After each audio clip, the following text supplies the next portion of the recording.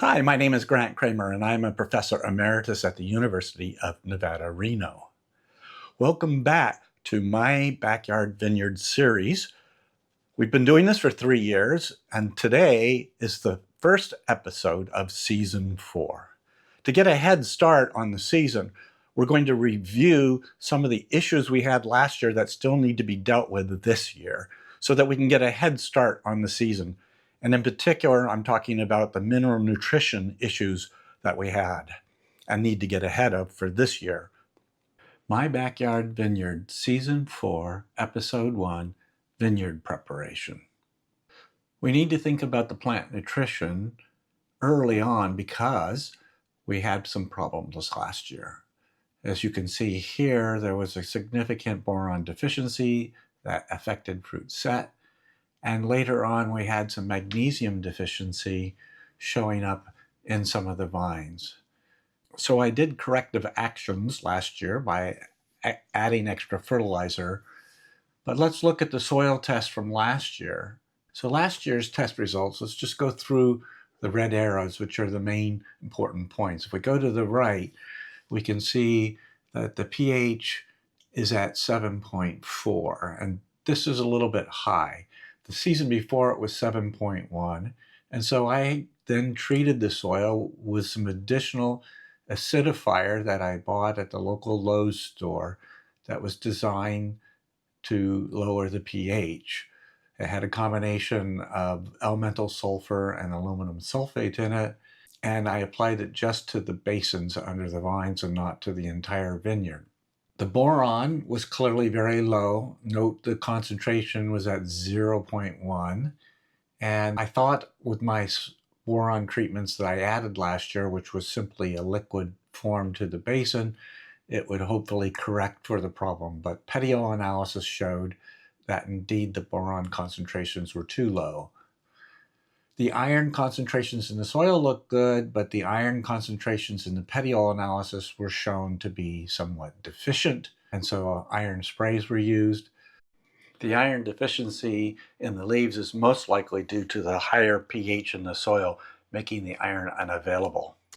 Likewise, the magnesium concentrations were shown to be sufficient, but as I mentioned in the picture before, the magnesium deficiency eventually shows up. Again, the PETIO analysis revealed that the magnesium concentrations were deficient in the leaves, but was correctable with magnesium treatments.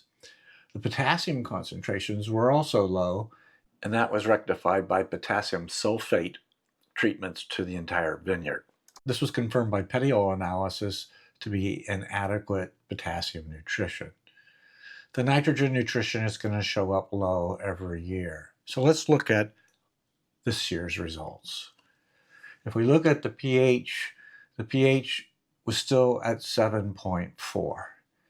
This is a composite soil sample from the entire vineyard, 8 different samplings in the vineyard from different vine basins, taken 3 inches below, just like I did last year.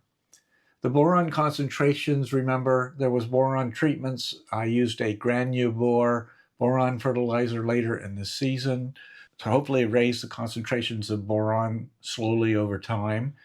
And the boron concentrations here show some increase, 0.3 versus 0.1, but that's still quite low. The iron concentrations are in the medium range. The potassium concentrations are officially in the high range, just above medium here. And nitrogen, as you would expect, is low.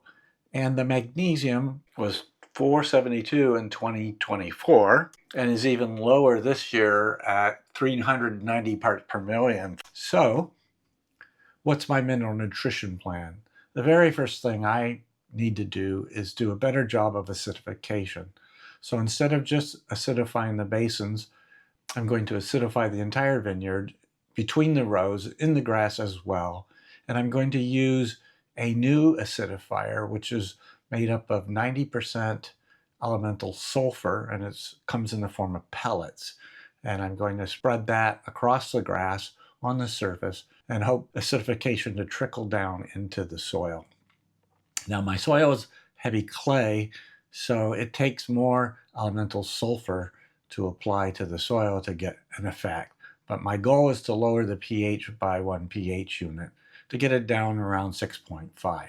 The nitrogen I won't address right now, but will add after bloom like I did last year.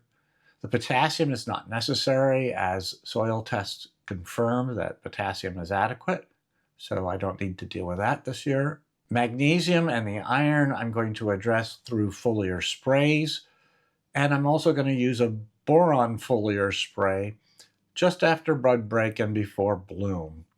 During flowering, I don't want to spray anything, but hopefully that gives me a good fruit set. I'll talk more about this in future videos. At bloom, I intend to do another petiole analysis. When I get those results, I'll look at how good these treatments were and whether I need to add or adjust my mineral nutrition plan after that. One more thing needs to be done, and that is I need to deal with potential for powdery mildew infections. So I will be spraying elemental sulfur. We've had a dry winter, but now we've had a very wet spring, and so the temperatures are cool, and so we have ideal situation where powdery mildew could become a problem. I've so far been pretty effective, and I have not really had any significant powdery mildew infections. So again, as I normally would do, I'm going to add a sulfur spray after bud break, and every 10 days to 2 weeks after that, depending on the weather conditions. Again, at bloom, I will stop spraying as I don't want to damage the flowers. So bud break has already begun. So I'm going to be spraying, and I will be pruning the vineyard this weekend. In the next video, I will be discussing pruning. In particular, we will follow the pruning of 4 specific vines that we've been following over the last 3 seasons. Well, that's it. I hope you enjoyed this video. If you liked this video, then I encourage you to like it on my YouTube channel and consider subscribing to my YouTube channel, where you'll find other videos on viticulture, on winemaking or enology, and even plant physiology. Have a great day.